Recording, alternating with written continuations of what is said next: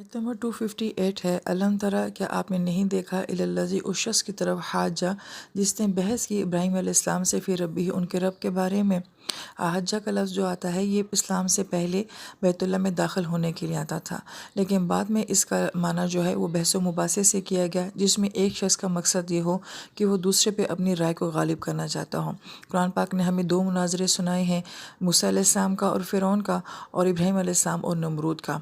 और यहाँ पे ये शख्स जिसको अन आताहुल्लाहुल मुल्क, अल्लाह ताला ने इसको बड़ी बादशाहत दी थी, इसने इब्राहीम अलैहिस्सलाम से बहस व मुबासा किया।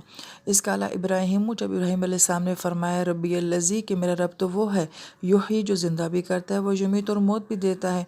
काला, तो उस बादशाह ने कहा अना उही, मैं भी ज़िंदा करता हूँ, वो उम्मीद और मौत देता हूँ।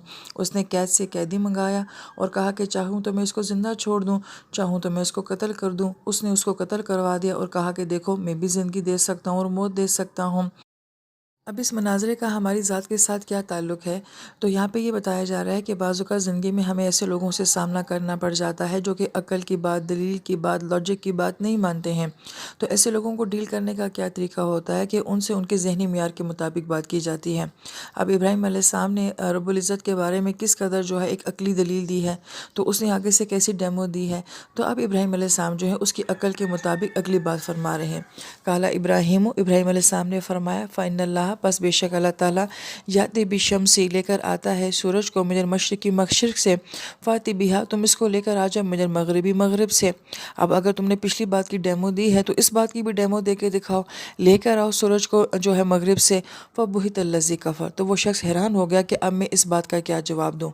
तो ऐसे लोगों को डील करने का क्या तरीका होता है कि उनके ज़हनी म्यार के मुताबिक बात करना।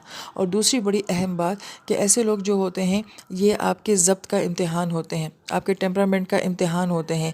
तो क्या इब्राहीम अलैहिस्सलाम ने जो है अपना ज़ब्त खो दिया था? तो किस कदर हकीमाना अंदाज़ में जो है आपने ऐसे शख्स को डील किया। तो हमें भी अपनी ज़िंदगी में ऐसे लोगों को जो है इसी अंदाज़ से डील करना चाहिए। आयत मुबारका के आखिर में अल्लाह ताला फरमाते हैं वल्लाहु ला यहदी, कि अल्लाह ताला हदायत नहीं देते अलकौम ज़ालिमीन, ज़ालिमीन की कौम को।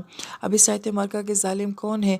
जो कि बहस व मुबासा करते हैं, सिर्फ़ आपको ज़लील करना चाहते हैं, ये बताना चाहते हैं कि आप कितने हकीर हैं, कितने गैर अहम हैं।